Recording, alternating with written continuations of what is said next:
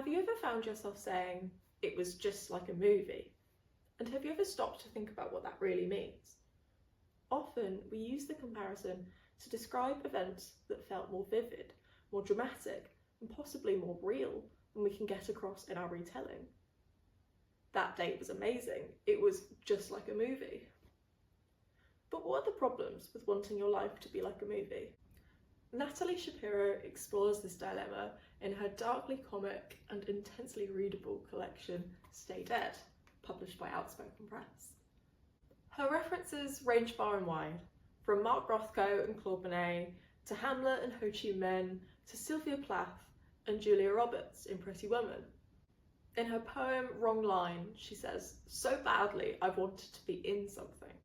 The implication being that her own reality isn't sufficient. And in many ways, Stay Dead is a collection about living outside of your own life.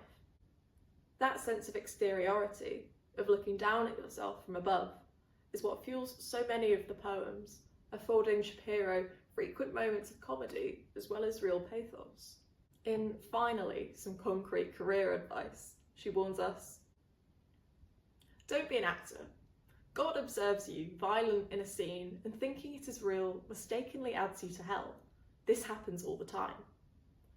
Stay Dead's ironic, matter-of-fact style is a grounding force in a collection about some difficult topics, namely suicidal ideation, capitalism, and environmental destruction. But Shapiro is no edgelord, and irony is never just chucked in for its own sake. It is a carefully tempered irony, often used to reveal an important truth or confusion about the world. Here it's used to reveal a confusion between fiction and reality, where God mistakes an acted scene for a real one. And if God can make that mistake, what's to stop us from making it too? Shapiro manages to complicate this problem even further by adding deliberate inconsistencies throughout her poems. In Careful, she says, "I like it when a single actor appears across multiple shows. It suggests that so much is survivable." But in an earlier poem, Play In, she says, "My hang-up with movies is the messaging that comes with being filmed out of sequence." It makes actors confused. They start thinking that in life they can go ahead and die and then just be fine the next day. Because there's a sense in movies that their characters can live on forever, to be watched over and over again, it can be easy to forget that they've never lived at all.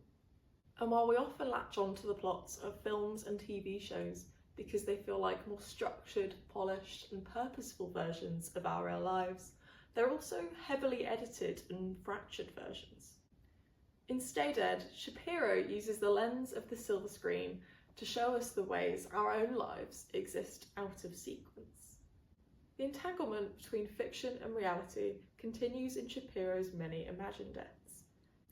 It's probably worth saying that if you're not very good with death as a subject, then you might struggle with Stay Dead. Mentions of death and dying are on almost every page. Some of them happen to Shapiro herself, some of them to other people, and most of them are imagined, with a few exceptions. There seems to be one real near-death experience involving an altercation with a man behind a dumpster, which is told in fragments that seem to ricochet throughout the other poems. You could call it a collection about survival, but Shapiro has her own concerns about traditional survival narratives, which she counteracts by simply deciding to stay dead. In Nightstand, Shapiro's journey to recovery is fraught with distractions.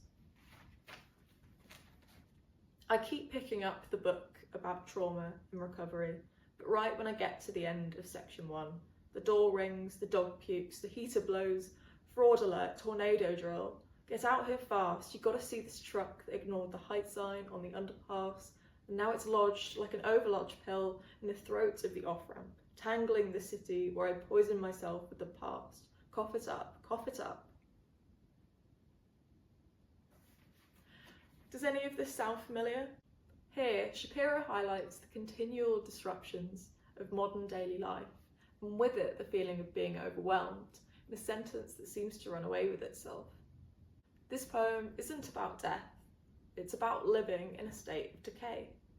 And by asking, what do we have in common with the dead, Shapiro manages to reveal some key truths about the living.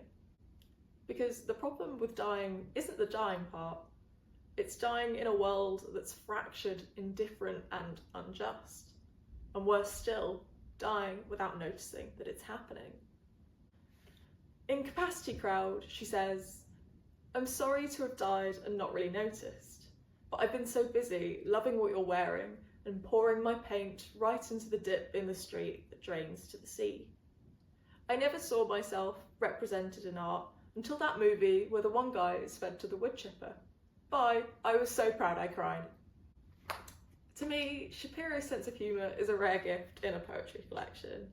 I see so few poets brave enough to try it or skilled enough to get it right. And I think people who usually find poetry too flowery or self-absorbed might be won over by Shapiro's witty, ironic style. It's a unique collection, and I think if you're someone who enjoys dad jokes and inappropriately timed conversations about death, like I do, then you'll have a lot of fun with Stay Dead. I've been Anna Jones, and this has been my review of Natalie Shapiro's Stay Dead.